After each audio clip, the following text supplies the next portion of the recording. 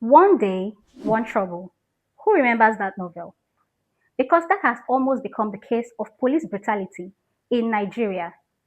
Every few months, another video trends, another young Nigerian dies, another family demands justice, another hashtag rises with thousands of keypad warriors.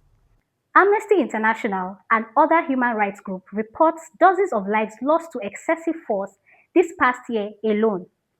The most recent one, 28-year-old Mene Ogidi. He was restrained, pleading for his life, and was shot at close range by a police officer in a moment captured in a video and shared across all social media platforms. The outrage was immediate. Nigerians demanded justice, influencers spoke, activists tweeted, think pieces flooded timelines. But the real question is, after the hashtag fades and the keypad warriors move to the next trend, does anything actually change? Because if these incidents keep repeating themselves year after year, then maybe the problem is no longer awareness. Maybe the problem is action.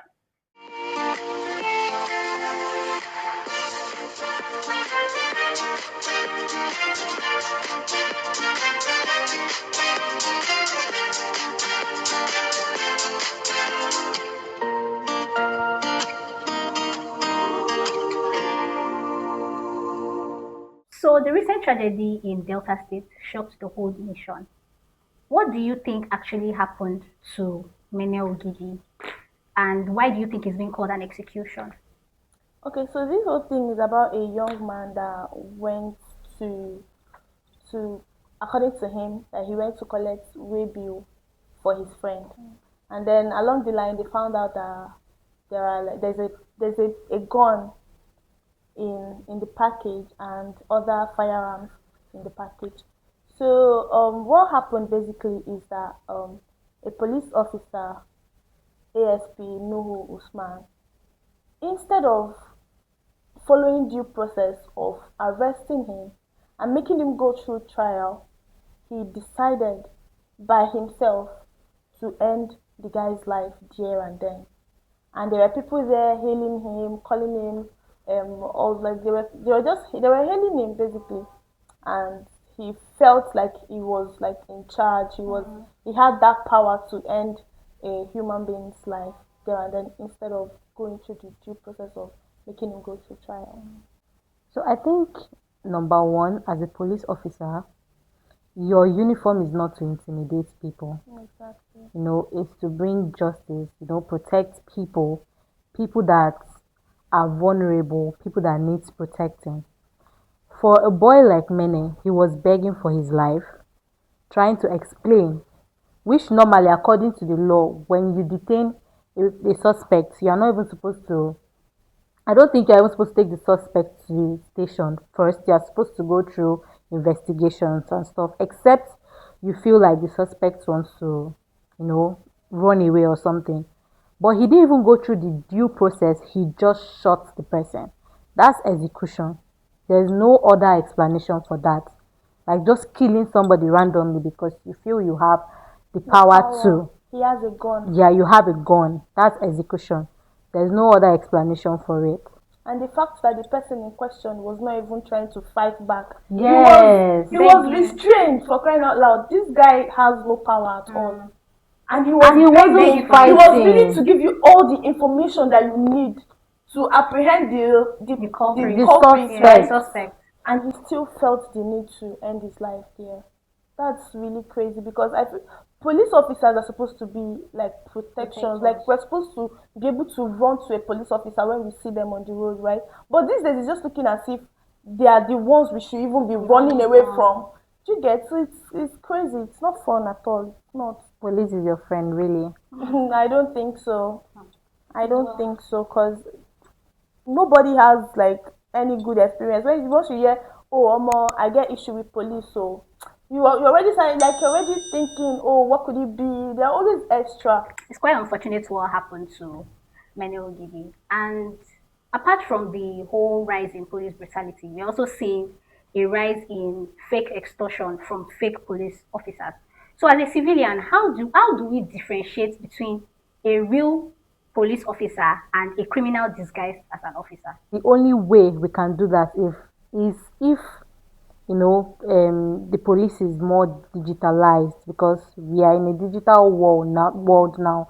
Everybody is going with the flow of digitalization. Maybe there is like a QR code on their outfit, they dash a dash camera or their outfit or something, like a way you can actually identify yourself as a working police officer in Nigeria. That's the only way. Aside from that, there are a lot of thieves, kidnappers posing as police officers, and that is putting all the citizens at risk because you don't know where or when you're going to meet people like that. It is very difficult to differentiate. We've had cases of of retired soldiers, retired policemen still working, still mounting checkpoints on the road, extorting people. Some even go as far as being informants to kidnappers. Is that bad? I saw a video recently. They caught an army official, an army officer. They caught him that he already retired, but he still wears his uniform, his boots, everything complete, and then he mounts on the road to give, like, when you drive past them, they'll stop you, ask you questions, they'll weigh you. If they see that, oh, this person, you have money, or you probably like have family members that can pay ransom, then they will allow you pass. And then, like, before you go 10 miles or just a mile from where they stopped you, kidnappers will like come out from the bush and just kidnap you. So beyond the whole hashtag, what do you think? What are the structural solutions to this police extortion and impersonation that could use to end this cycle of police brutality or this police extortion? And what structural solutions do you think the government can put in place to end this whole this whole sad situation with the police force and all? Okay, I think funding for the police is very important because most of the reasons why police extort money from people is because they don't have proper funding. They are not well paid, their welfare is not really taken care of, and this can actually push a lot of police officers to go extra miles just to get money from people. And I also think security checks as well is very important. Before you mount a checkpoint, there should be maybe something that can actually verify that this checkpoint is mounted by the government, so that people that are passing by will know that they're actually safe to stop, Approaching that check. yeah, approaching that checkpoint. In case there's anything happening, they will know that, oh, the police is just few miles away, they can come and help or something. And there should be a call line, like a call line that maybe if somebody is going through stuff, maybe they're attacking somebody, they can always reach out to the police. The government should be able to handle all this because we see in movies, we see in the US, there is 911 where you can easily reach out to emergency, and then somebody is actually there to come save you from the situation you find yourself. But here in Nigeria, you would call that number. I don't even know what number it is. Like, a lot of people don't have any idea what the emergency number of Nigeria is. And if you end up calling that number, nobody might, yeah, you might not get a response, and nobody might come for you. So I think the government should put some certain things in place that will make people feel safe around police officers, that will make that their term police is your friend okay for people to use. Because if I come across a police officer now and I don't have like my phone running or something, I'll feel scared because I've actually witnessed like this whole police brutality. I can remember one time I was coming back from the beach with my friends, and a police officer stopped us around Elegushi. I was like, "Oh, bring out your bags. We want to check what's inside your bag. We want to see your bag." We're like, "We have nothing in our bags, but you have to comply to them first." And We if gave you're not careful, they will plant things in your exactly. bag. We had to come down from the vehicle, open our bags, which is not even normal. It's not okay for you to check people's belonging like that. We opened our bag, our purses, because it wasn't even a big bag or something. And then they ran through it, they ransacked everything, there was nothing in the bag. At the end of the day, the police officer was like, madam, go find us something, go give us money, go do, After ransacking like, my bag, after I give you disrespecting something us very and big. ransacking our bags, and shouting at us, using words that you're not even supposed to use. Like we felt like our safety was jeopardized. Like Yeah. we were not safe in that moment. We don't know what would have happened if it was later in the night.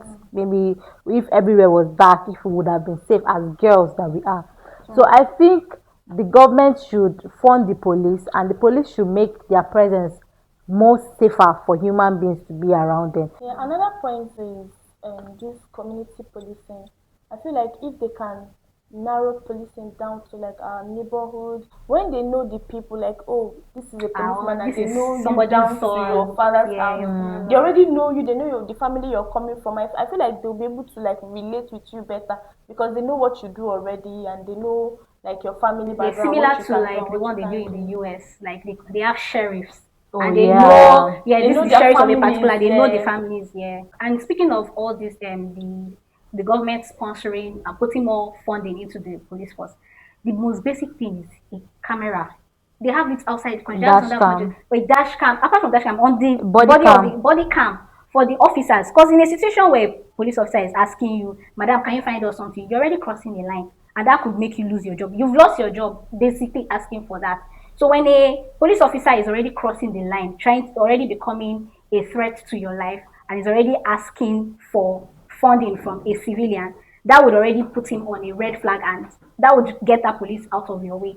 So I feel like the basic thing the government can do is not that much. It's camera, it's body cam. The government is capable of doing that. So putting body cams on these our police officers is already also another solution that they can profile. What should a young Nigerian do if they are stopped at a suspicious checkpoint in Nigeria? Like, what would you advise a young Nigerian to do? Like, okay, now a police officer has stopped you and something does not feel right. How do you handle that situation? Okay, I would say don't argue, just be calm, listen to them, respond when you have to respond. If if you feel like it is safe for you, you can record, right? You can record, you can ask the police officer questions like their first number and stuff like that. And you can even call like their complaint line to complain if you have like any complaints and all of that.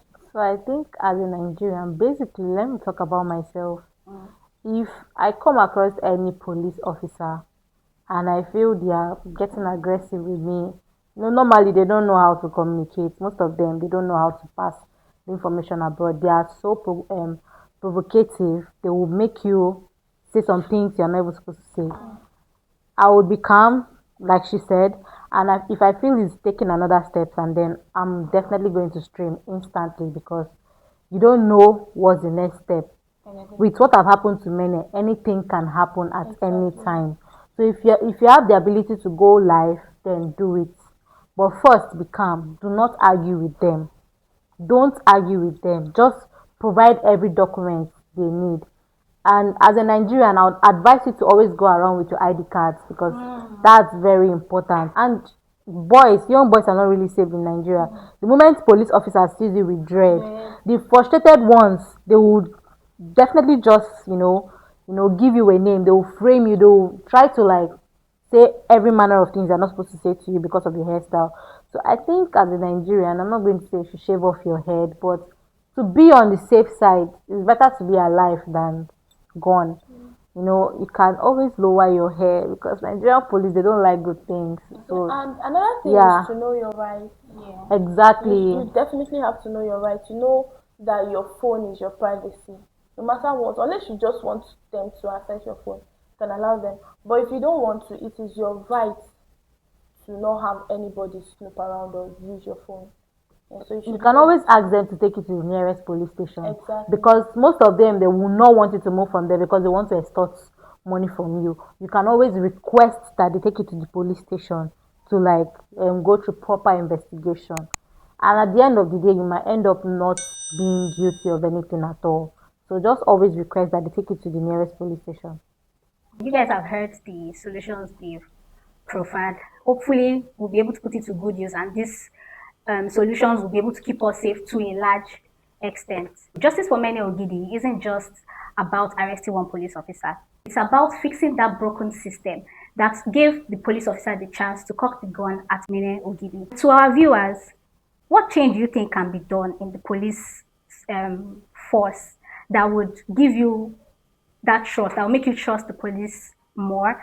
And also, do you feel safer in 2020 compared to this year? Or do you feel safer in this year compared to 2020?